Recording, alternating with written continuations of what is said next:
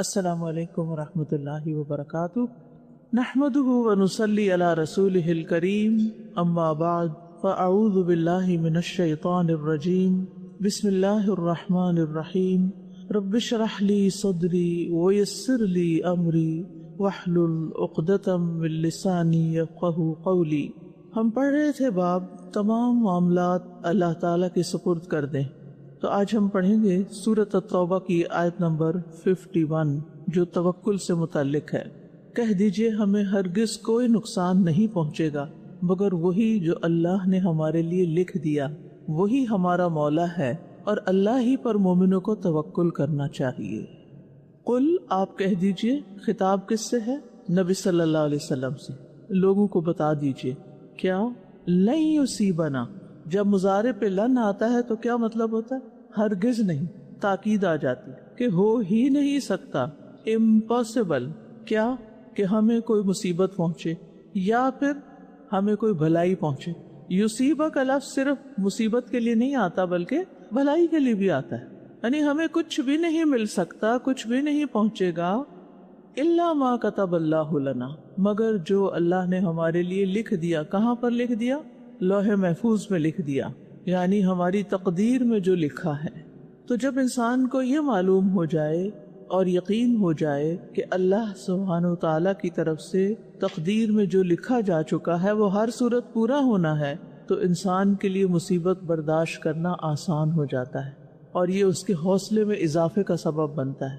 اور وہ کیا لفظ بولتا ہے جب کسی ناپسندیدہ صورتحال سے اس کا واسطہ پڑتا ہے، جو چیز اس کو پسند نہیں آتی اور اسے ایکسپٹ کرنے کو دل نہیں چاہتا، تو وہ کہتا ہے مکتوب۔ مکتوب کا کیا معنی؟ لکھا ہوا۔ اسی طرح کسی چیز کے ملنے کی امید ہوتی ہے اور آپ کو شیطان وسوسے ڈالتا ہے، میرا خیال ہے وہ نہیں ملے گی، پتہ نہیں ملے گی کہ نہیں ملے گی، تو کس طرح انسان اپنے دل کو تسلی دے کہ جو میرے حصے کا ہے نا، جو اللہ نے میرے لیے لکھ دیا ہے، وہ کہیں بھی نہیں جا سکتا، وہ مجھے مل کے رہے گا، تو مجھے پریشان نہیں ہونا چاہیے۔ تقدیر پر ایمان انسان کو پریشانی سے بچاتا ہے۔ ہم فکر مند رہتے ہیں، کچھ چیزوں کو ہم سمجھتے ہیں ہم نے کرنا ہے، یہ ہمارے کرنے سے ہوں گی، ٹھیک ہے، اسباب اختیار کرتے رہیں، کوشش کرتے رہیں، لیکن تسلی یہ رکھیں کہ ہوگا وہ جو اللہ چاہے گا اور اسی میں ہی خیر ہے، وہی ہمارے حق میں بہتر ہے۔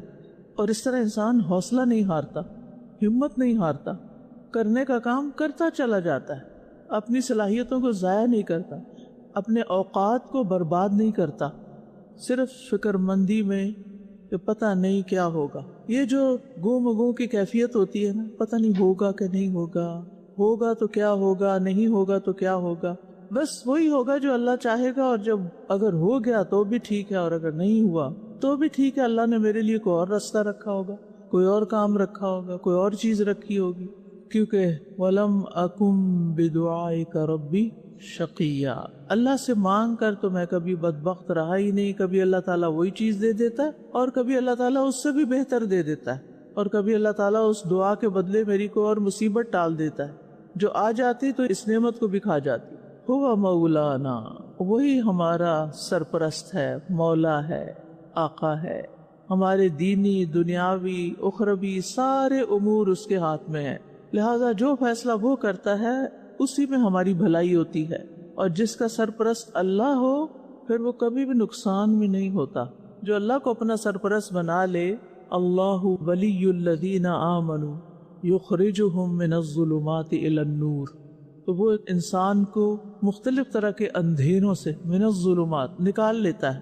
لہٰذا ہماری توجہ اس میں ہونی چاہیے کہ ہم اللہ کی ولایت کے لیے خوش ہو جائیں اور اس کی ولایت میں آنے کے لیے دعا کریں۔ وَعَلَى اللَّهِ فَلْيَتَوَكَّلِ الْمُتَوَكِّلُونَ، ہم قضاء و قدر پر راضی ہیں، ہمارے ہاتھ میں کوئی اختیار نہیں، خیر کے حصول کے لیے، شر سے بچنے کے لیے ہمیں اللہ پر ہی بھروسہ کرنا چاہیے، کیونکہ جو اللہ پہ بھروسہ کرتا ہے وہ کبھی نامراد نہیں ہوتا، اور جو غیر اللہ پہ بھروسہ کرتا ہے تو وہ بے یار و مددگار رہ جاتا ہے، اس کو خیر نہیں ملتی، پھر وہ مایوسی کے اتھا اندھیروں میں، گڑھوں میں جا گرتا ہے۔ تو اس لیے کیا کرنا ہے، ہمیں اپنے معاملات کو اللہ کے حوالے کر کے، اللہ کی پروٹیکشن میں، دیکھو وہ سرپرست ہے نا، وہ خیال کرے گا، اس کے حوالے کر کے بے فکر ہو جانا چاہیے۔ آپ کو معلوم ہوگا کہ ہم سب کووڈ سے متاثر ہوئے کسی نہ کسی طرح، کوئی بندہ نہیں بچا. اس سے مطلب نہیں کہ اس کو کووڈ ہوا، لیکن کچھ لوگوں کو تو براہ راست کووڈ ہوا، اور کچھ لوگ اس کووڈ کی سچویشن سے کسی نہ کسی طرح فائنینشلی یا ایموشنلی ڈسٹرب ہوئے. تو جب میں نے پہلے دن خبر سنی کووڈ کے بارے میں، وہ ایک ویڈیو آئی تھی کہ یہ کس قسم کی وبا ہے اور اس کے کیا اثرات ہو سکتے ہیں، تو بڑی خوفناک قسم کی تھی، اور لوگ سہم گئے تھے سن کے کہ کیا ہونے والا ہے ہمارے ساتھ. تو اس روز اسی آیت کے اوپر میں بات کر رہی تھی، اتفاق کی بات ہے، اور ایسا یقین مضبوط ہوا کہ پھر کووڈ سے ڈر نہیں لگا. اور جس وقت تھوڑا سا بھی کوئی ایسی گھبراہٹ والی خبر سنتے تھے تو میں یہی آیت پھر دوہرا لیتی تھی، قُلْ لَن يُصِيبَنَا إِلَّا مَا كَتَبَ اللَّهُ لَنَا هُوَ مَوْلَانَا وَعَلَى اللَّهِ فَلْيَتَوَكَّلِ الْمُؤْمِنُونَ. اور یہ آیت میں نے اپنی ڈائری میں لکھی ہوئی ہے، جس کو میں روزانہ پڑھتی ہوں.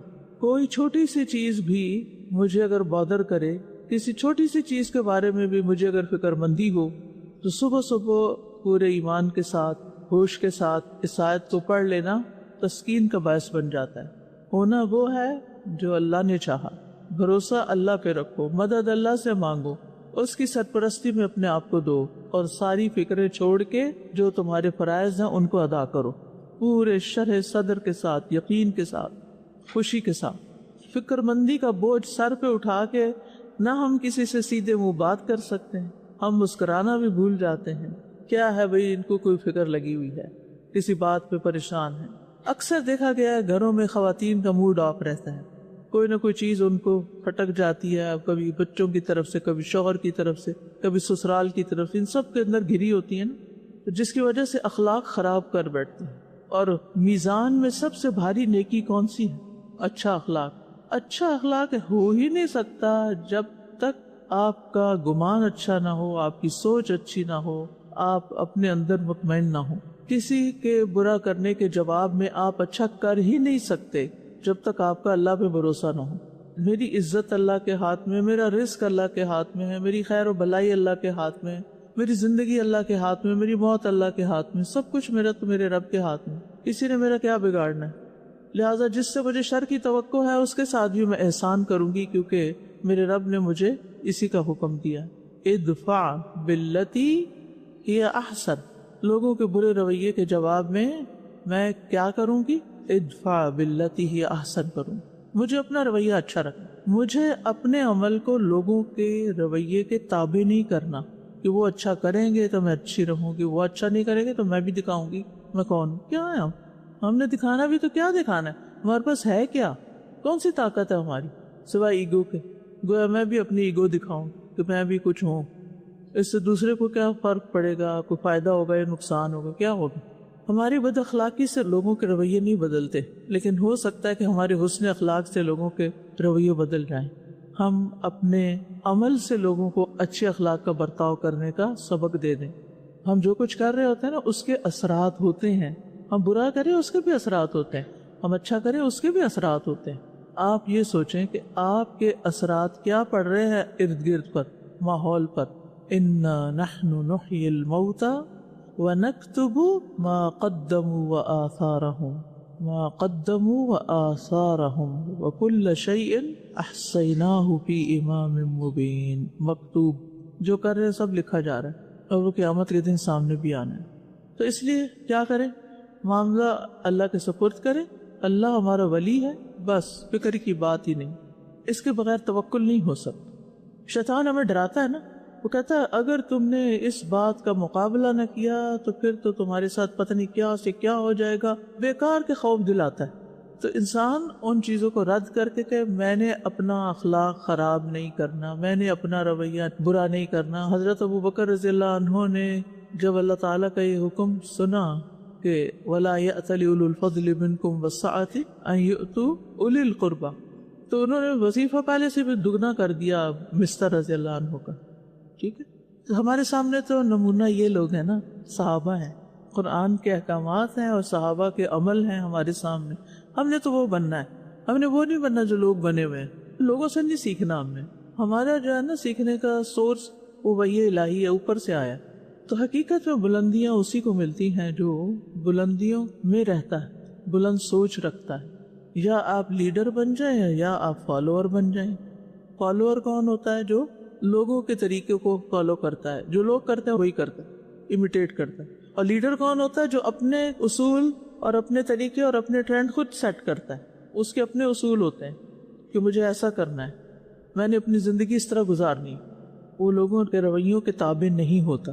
ٹھیک ہے. اکثر لوگ کیا کہتے ہیں، ہم کیوں نہ کریں، سبھی تو ایسا کرتے ہیں، وہ بھی ایسا کرتا ہے، وہ بھی ایسا کرتا ہے، ہم کیوں نہ کریں. ہم وہ لباس کیوں نہ پہنے جو لوگ پہنتے ہیں، ہم فلاں کام کیوں نہ کریں جو لوگ کرتے ہیں. نہیں، ہم نے یہ نہیں دیکھنا لوگ کیا کرتے ہیں. لوگ ہمارے لیے کوئی رول ماڈل نہیں ہے. آپ فیصلہ کر لیجئے نا، آپ بتائیے لوگ رول ماڈل ہیں یا نبی صلی اللہ علیہ وسلم اور صحابہ کرام رول ماڈل ہیں؟ کہنے کو تو ہم کہہ رہے ہیں، لیکن جب ہم نے لباس پہننا ہوتا ہے، جب ہمیں کسی سے معاملہ کرنا ہوتا ہے، جب کوئی رویہ ہوتا ہے، پھر ہم کس کے تابع ہو جاتے ہیں؟ قرآن و سنت کے تابع نہیں ہوتے، وہ لوگوں کے تابع ہو جاتے. یہ عجیب امتزاج ہے ہماری زندگی میں. ٹھیک ہے. تو آپ نے خود اپنے بارے میں فیصلے کرنے، اپنی عقل استعمال کرنی. یاد رہے گی یہ بات. کوئی سچویشن بتائیے کہ جس میں آپ وہ کریں گے جو اللہ تعالیٰ کو پسند ہے. کچھ صحابہ کی سیرت سے کوئی مثال دیجئے.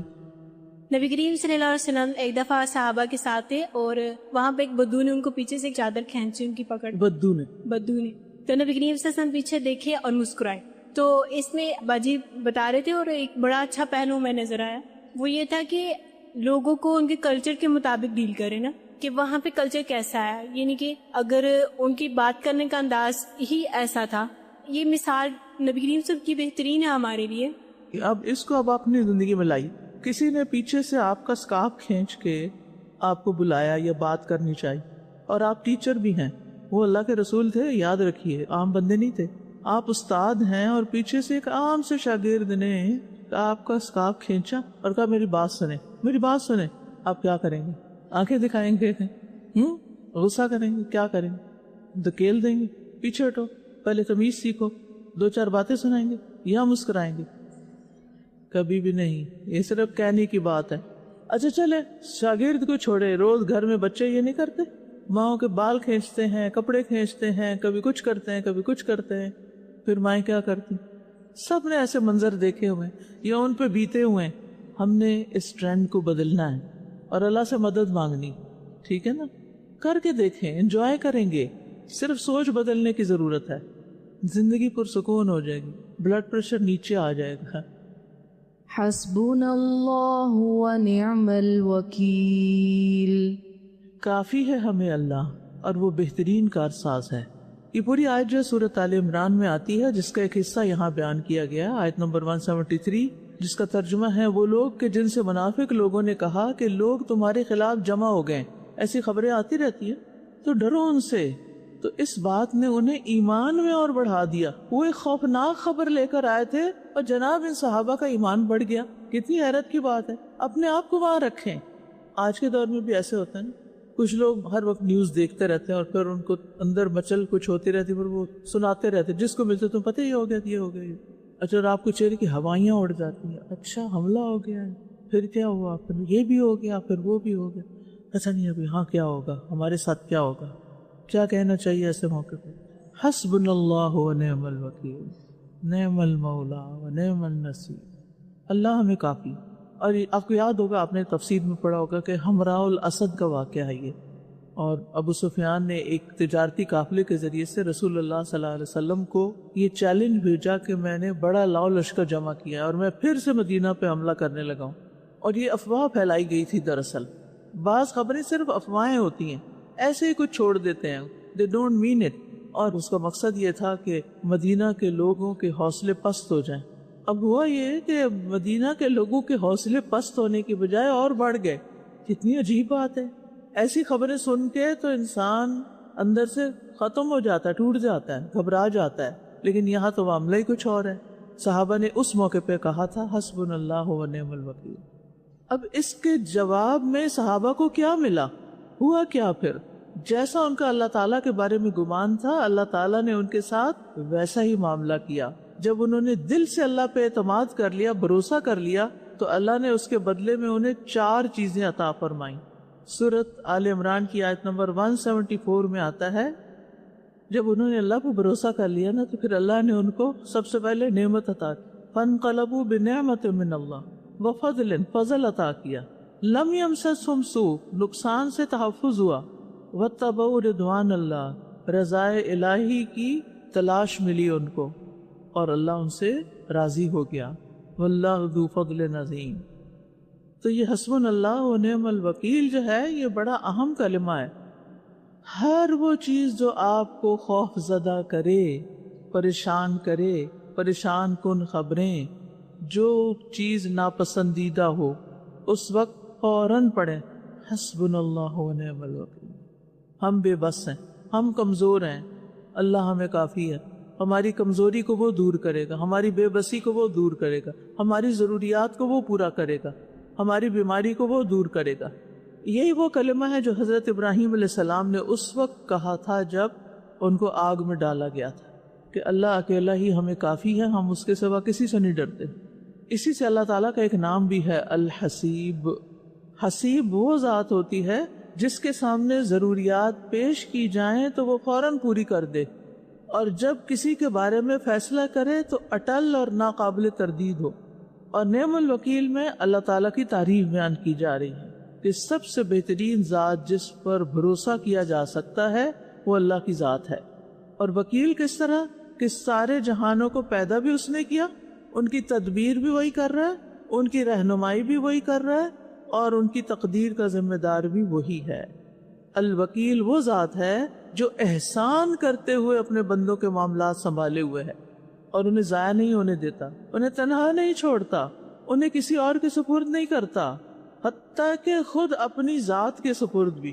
اسی لیے نبی صلی اللہ علیہ وسلم کی دعا ہے نا، اللہم رحمتک ارجو فلا تکلنی، توکل سے یہی لفظ، فلا تکلنی الی نفسی طرفۃ عین. یا اللہ میں تیری رحمت کا امیدوار ہوں، لہٰذا مجھے ایک لمحے کے لیے بھی میرے اپنے سپرد نہ کرنا.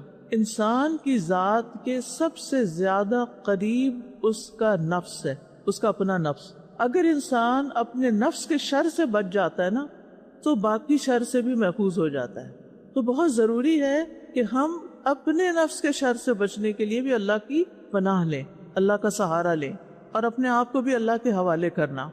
یعنی عجیب چیز ہے نا، انسان کیا مانگ رہے ہیں، اللہ مجھے میرے حوالے نہ کرنا، کیونکہ ہمارے ساتھ بہت سی کمزوریاں ہیں. اب دیکھیے کہ بعض اوقات جب آپ خود ہی بفر جاتے ہیں تو اپنے آپ کو بھی نہیں منا پاتے کہ کوئی کام کرنا تو اٹھ کے کر لیں. بہت سے اہم کام آپ کی زندگی میں پڑے ہوئے ہوتے ہیں، آپ انیشیٹو نہیں لیتے. کیوں نہیں لیتے؟ کس نے پکڑا ہوا آپ کو؟ کس نے روکا ہوا ہے؟ آپ اس ٹائم بھی ہے، انرجی بھی ہے، ریسورسز بھی ہیں، علم بھی ہے، اس کی ضرورت، مقصد، سب کچھ آپ کو معلوم ہے، پھر بھی آپ نہیں کر رہے کام.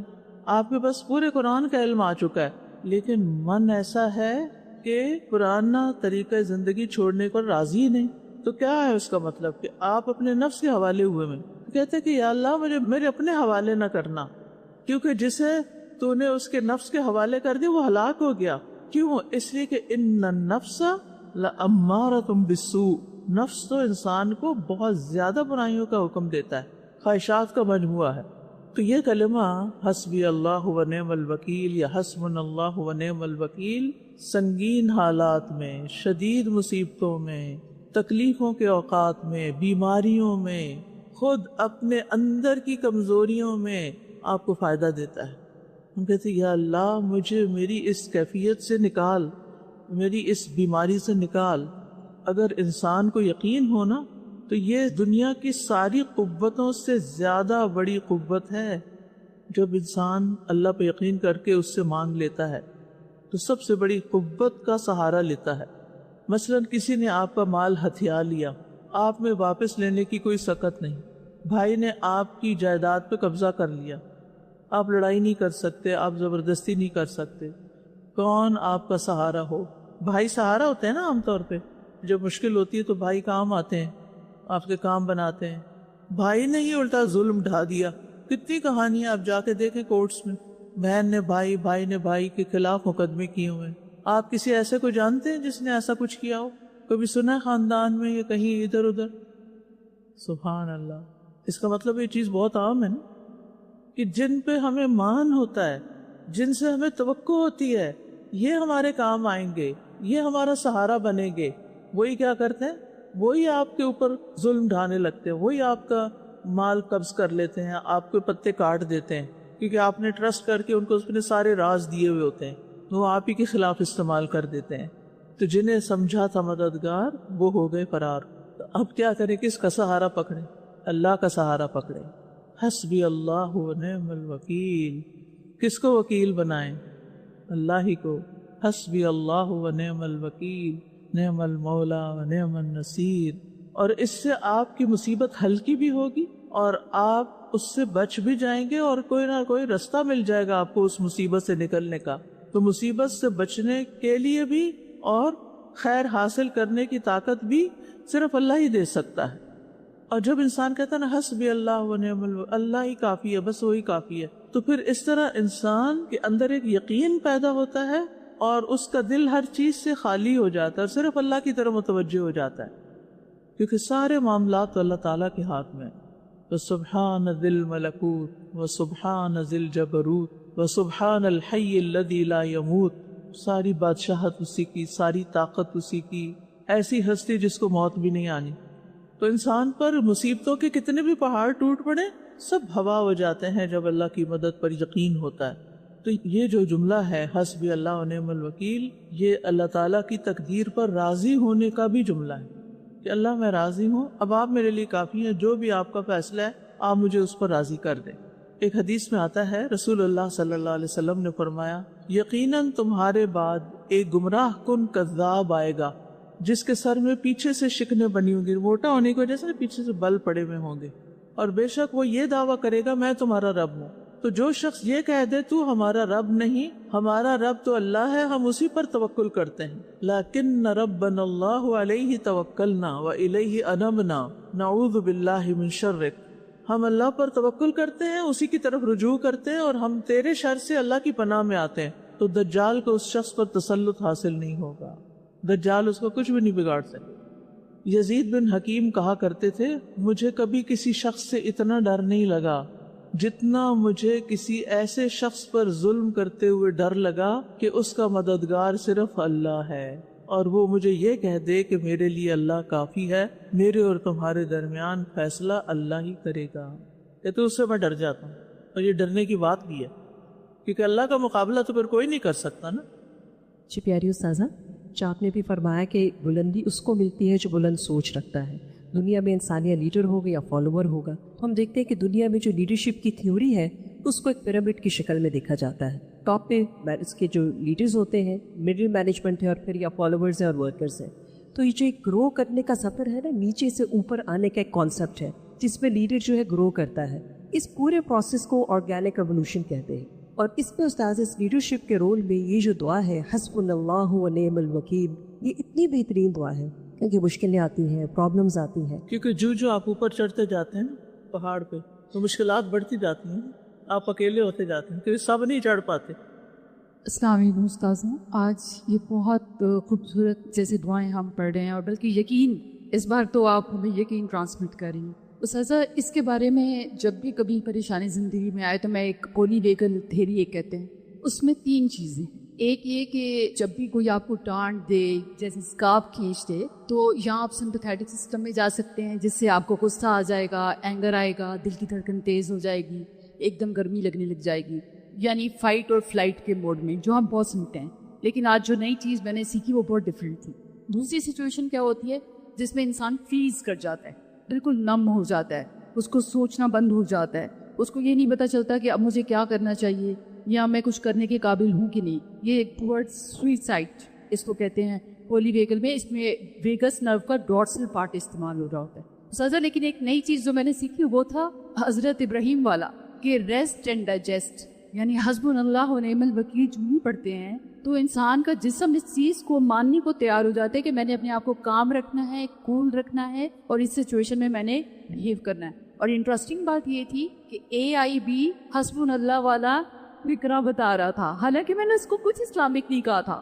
مطلب ماشاءاللہ استاذہ، مطلب آئی ایم سو ہیپی کہ میں پڑھ کے حیران تھی کہ ان کے پاس بھی ہمارے ہی ذکر ہیں، اور وہ کہہ رہا تھا حسبی اللہ پڑھیں تاکہ آپ کا ڈورسل ویگل سسٹم ٹون اپ ہو جائے. اور اس کے لیے ایک اور انہوں نے سادہ چیز بتائی, گارگلز کرنا, مطلب بڑا انٹرسٹنگ تھا. آپ دیکھیں نبی صلی اللہ علیہ وسلم مسواک جب کرتے تھے اور وہ اندر سے آواز آتی تھی اور وہ سارا کچھ, تو سازا یہ بھی آپ کے ویکل ڈورسل کو اسٹیمولیٹ کرتا ہے اور آٹومیٹیکلی آپ کام اینڈ کول بہیو کرنا شروع ہو جاتے ہیں. سبحان اللہ. مطلب ہماری چیزیں اے آئی بتا رہا ہے, اور وہی بات ہے کہ اللہ تعالیٰ ہمیں توفیق دے کہ ہم عمل بھی کریں اور آگے بھی پہنچ جائیں. دیکھیں اگر آپ نہیں بتائیں کہ اللہ تعالیٰ کوئی اور کسی کو پیدا کر دے گا, کوئی جانور پیدا کر دے گا, وہ بتانا شروع کر دے. اے آئی کے حوالے سے کامنٹ کیا ہے کہ وہ آپ کو جج کر لیتا ہے کہ آپ کس طرح کی بات سننا چاہتے ہیں, تو وہ آپ کو پھر وہی اچھی اچھی باتیں سنواتا ہے. میں استاذہ 2 باتیں کرنا چاہوں گی. ایک تو یہ کہ اس آیت کو میں نے ہمیشہ جنرلی مصیبت کے کانٹیکس میں سمجھا تھا کہ یصیبنا کو ہم مصیبت کے کانٹیکس میں, لیکن جب آپ اس آیت کو اس پوائنٹ آف ویو سے دیکھتے ہیں نا کہ مجھے کوئی خیر پہنچ رہی ہے, میں کچھ اچیو کر سک رہی ہوں, تو وہ بھی اللہ نے میرے لیے لکھا ہوا تھا. اللہ ہی وکیل ہے, اللہ ہی نے مجھے انیبل کیا, اللہ ہی نے اسباب پیدا کیے, تو I was able to do it. کیونکہ جب آپ کبھی کر پاتے ہیں اور جب کبھی نہیں کر پاتے تو وہاں آپ مشکل میں پڑتے ہیں. تو جب یہ ریمائنڈر آپ کو رہے گا تو پھر آپ خیر پر بھی اللہ کو ہی وکیل جانتے ہوئے زیادہ شکر گزاری آپ کے اندر آئے گی. دوسری, ایک تو غم کا ایسپیکٹ ہے مکتوب کے کانٹیکس میں. دوسرا جو فیئر اور انسرٹنٹی ہوتی ہے نا, یہ میں نے دیکھا آج کل کی جنریشن میں خاص طور پہ, کہ وہ جو کنٹرول کی فیلنگ ہے کہ I need to be in control, تو anything that makes you uncertain یا anything that makes you fearful puts you at unease. تو یہ آیت آپ کو وہ مینیج کرنا سکھاتی ہے, جس سے ہم ایکسیپٹینس کی بات کر رہے تھے کہ آپ کو انسرٹنٹی کو بھی امبریس کرنا پڑتا ہے, فیئر کو بھی آپ کو امبریس کرنا پڑتا ہے, ایکسیپٹ کرنا پڑتا ہے. لیکن یہ جو ہوا مولانا ہے کہ ہوگا بھی وہی جو لکھا ہوا ہے. میں یہاں پہ ایک آپ کو کوگنیٹو ڈسٹورشن بتاتی ہوں کہ کس ٹریپ میں شیطان آپ کو پھنساتا ہے. آپ اللہ کی قدر پہ اندازے لگانے لگ جاتے ہیں کہ اللہ نے میرے لیے آزمائش تو نہیں لکھی ہوئی, ہونا تو وہی ہے جو لکھا ہوا ہے, لیکن اللہ نے میرے لیے آزمائش نہ لکھ دی ہو. یہ کیونکہ میں سنتی ہوں باتیں کہ یہ ایسے ٹریپس میں پھنس جاتے ہیں. بالکل. تو یہ جو ہوا مولانا ہے وہ آپ کو کمفرٹ دیتا ہے کہ اللہ نے جو لکھا ہے وہ مولا بھی ہے, وہ کیئر ٹیکر ہے, پروٹیکٹر ہے, اس نے جو لکھا ہے وہ آپ کے لیے بیسٹ ہے. تو ٹرسٹ آپ نے, ٹرسٹ آپ کو پورا رہے گا, چاہے آزمائش ہو, تکلیف ہو, لیکن ٹرسٹ رہے گا کہ اسی میں خیر ہے. کافی ہے مجھے اللہ, اس کے سوا کوئی معبود نہیں, اسی پر میں نے توکل کیا اور وہ عرش عظیم کا رب ہے. یہ سورۃ التوبہ کی آیت ہے. اس میں اللہ تعالیٰ اپنے نبی صلی اللہ علیہ وسلم کو تسلی دیتے ہوئے فرما رہے ہیں کہ اگر یہ آپ کے مخالفین, کافر, مشرک, منافق آپ کی دعوت کو قبول نہیں کرتے, اس سے منہ پھیرتے ہیں, تو فکر نہ کریں. آپ علل اعلان کہہ دیں کہ میرے لیے اللہ کافی ہے. آپ کو ایک فیئر ہوتا ہے نا دین کی بات بتاتے ہوئے, یہ مانیں گے نہیں, انکار کر دیں گے, جھٹلا دیں گے, ہوتا ہے نا ایسے. میں نے اگر کسی کو بات کی تو اس نے ماننی نہیں تو پھر کیا فائدہ, تو چھوڑو, میں کہتی نہیں.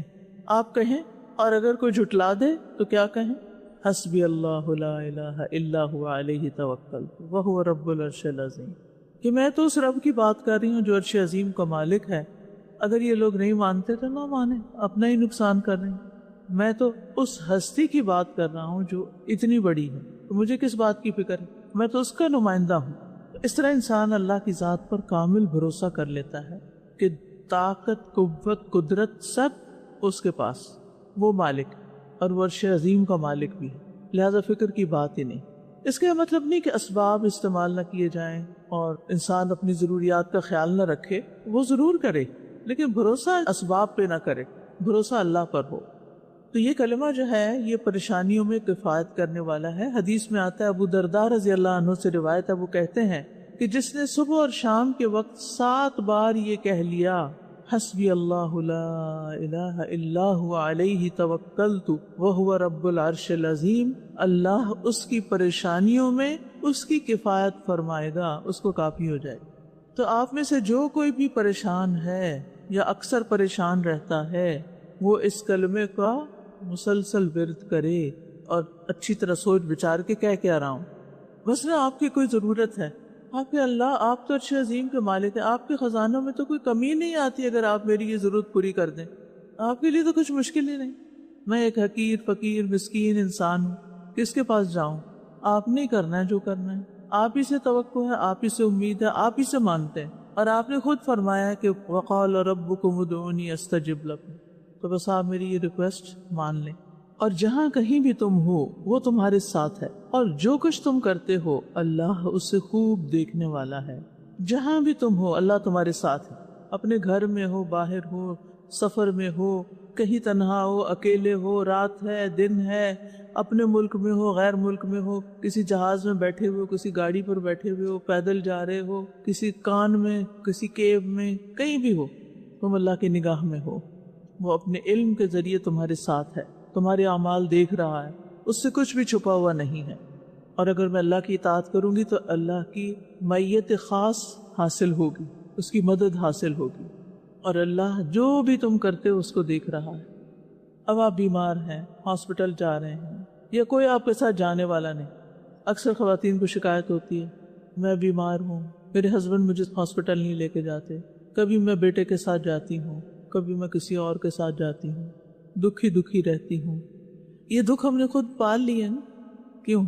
اگر ہم کہیں کہ الحمدللہ ہسبینڈ تو بزی ہیں لیکن شکر اللہ کا بیٹا اس قابل ہو گیا کہ وہ لے جاتا ہے، شکر اللہ کا اللہ نے اچھے اچھے دوست دیے ہیں، وہ میری اتنی کیئر کرتے ہیں کہ مجھے تنہائی کا احساس ہی نہیں ہوا، کبھی خیال ہی نہیں آیا کہ ہسبینڈ بھی نہیں ہے، بیٹا بھی نہیں کوئی، اللہ نے اتنے مددگار پیدا کی۔ ایک یہ سوچ ہو سکتی، اور ایک بالکل اس کے برعکس، اس دونوں سوچ کے انداز ہیں۔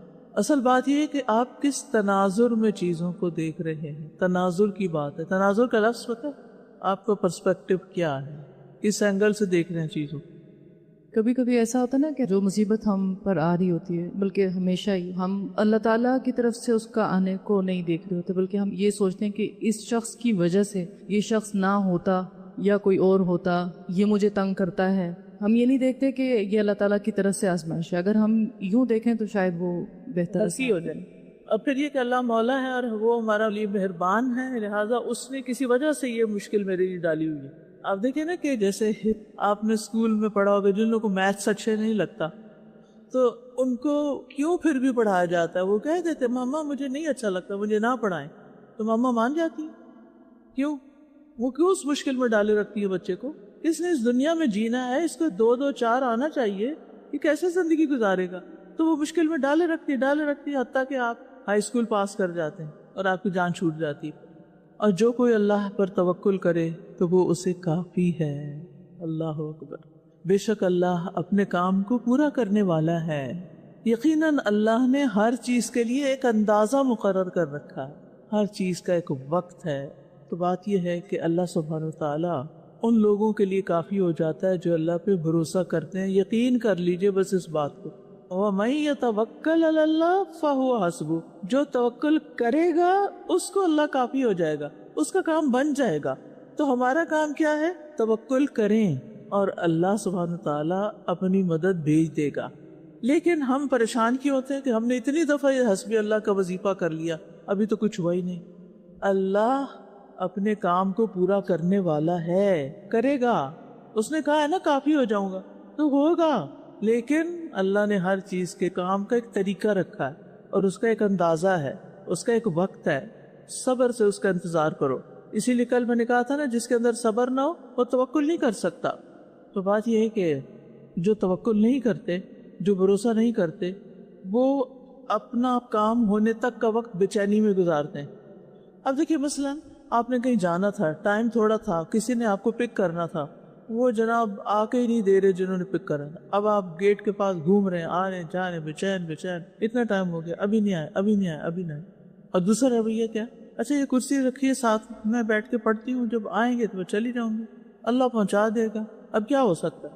تو اپنی بے چینیوں کو کنٹرول کریں، بے وجہ اپنی انرجی ضائع نہ کریں، اسی وقت کو کسی اچھے کام میں استعمال کریں، کیونکہ وہ آپ کے ہاتھ میں نہیں ہے۔ وہ راستے میں اسٹک ہے، کہیں ٹریفک ہے، کوئی وجہ ہے، لیٹ جو ہونا تھا وہ تو ہو گئے، تو کیا ہو؟ اب غصہ کرنے اور باتیں کرنے اور پھر یہ سوچنے کہ یہ تو ہمیشہ ہی لیٹ ہوتی ہیں اور ان سے تو مجھے بس جو سامنے ملا اس کو شروع ہو گئے، بار بار کال کر، اب کہاں تک پہنچے، اب کتنا منٹ رہ گئے، اور وہ بھی صحیح بات نہیں کرتے، 5 منٹ میں آ رہے ہیں، حالانکہ 25 منٹ لگتے ہیں۔ ایک یہ بھی پلیز اپنی عادت درست کر لیجئے، صحیح وقت بتایا کرے دوسروں، سچ بولا کریں، کہ بس میں دیر سے نکلی ہوں، اب دیر ہو گئی ہے، کیا کروں، بس میری سستی سمجھو، معاف کرو، آ جاؤں گی. دیکھیے یا ایھا الذین آمنوا قولوا قولا سدیدا، اے لوگوں جو ایمان لے سیدھی بات کیا کرو. تو کیا نتیجہ ہوگا؟ یصلح لکم اعمالکم ویغفر لکم ذنوبکم. ٹھیک ہے نا؟ تو صحیح بات بتانے سے گھبرایا نہ کریں. اللہ مالک، جو ہونا ہو جائے گا.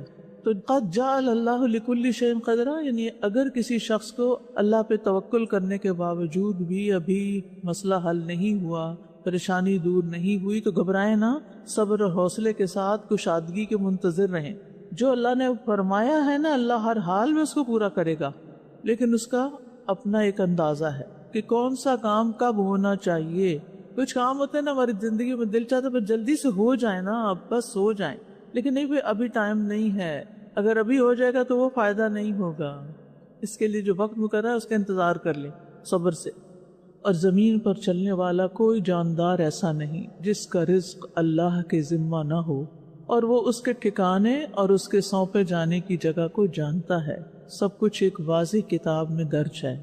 تو اس سے کیا پتہ چلتا ہے کہ اس زمین پہ چلنے والا ہر جاندار، ایک چونٹی، سانپ، کیڑا مکوڑا، چھپکلی، انسان، حیوان، خشکی کا جانور، پانی کا جانور، اس کی خوراک، اس کا رزق اللہ کے ذمہ ہے. اللہ نے پرووائڈ کرنا، اللہ پرووائڈر ہے. ابن منظور لسان العرب میں کہتے ہیں کہ رزق سے مراد ہر وہ چیز ہے جس کے ساتھ ہر زندہ مخلوق کی زندگی قائم ہوتی ہے، خواہ وہ چیز مانوی ہو یا مادی ہو. یعنی رزق صرف مال نہیں بلکہ ہر نعمت رزق ہے. تو ہر جاندار کی ہر ضرورت اللہ پوری کرتا ہے، اور اللہ تعالیٰ اس کی زندگی کے حالات بھی جانتا ہے اور موت کے بعد کے حالات بھی جانتا ہے. سب کچھ لوح محفوظ میں لکھا ہوا ہے. لہٰذا دل اس ہستی کی کفایت پر مطمئن ہونا چاہیے جو ان کے رزق کی کفالت کرتی، اور جس نے اپنے علم کے ساتھ ہر چیز کا احاطہ کر رکھا ہے. اس کو پتا ہے ہم کیا کر رہے ہیں اور ہم کیا سوچ رہے ہیں. یہ آیت بھی بڑا توکل سکھاتی ہے کہ جب میرا رزق اللہ کے ذمے ہے اور میرا گھر بھی اللہ کے ذمے ہے تو پھر پریشانی کی کیا بات ہے. وہ کتاب میں لکھا ہوا ہے، جو وقت آئے گا مل جائے گا. ایک وقت ہے نا، وہ آ جائے تو مل جائے گا. اس وقت تک میں اپنا ہوم ورک کرتی رہوں، اپنا کام کرتی رہوں، دعائیں مانگتی رہوں. بعض اوقات کچھ چیزیں ڈیلے کیوں ہوتی ہیں؟ تاکہ آپ کیا کریں، اس وقت تک ایفرٹ بھی کرتے رہیں، اجر کماتے رہیں، دعائیں بھی کرتے رہیں، ذکر کرتے رہیں، اجر کماتے رہیں. جب آپ کا وہ حصہ پورا ہو جائے گا نا، جس کا بدلہ آپ کو آخرت میں بہت زیادہ ملنے والا ہے، تو پھر اللہ تعالیٰ دنیا کا حصہ بھی دے دے گا. فکر کی بات نہیں. اپنا اعتماد نہیں کھوئیں، یقین نہیں کم کریں، صبر کریں، توکل کریں. وآخر دعوانا ان الحمدللہ رب العالمین. سبحانک اللہم وبحمدک، اشہد ان لا الہ الا انت، استغفرک واتوب الیک. السلام علیکم ورحمۃ اللہ وبرکاتہ.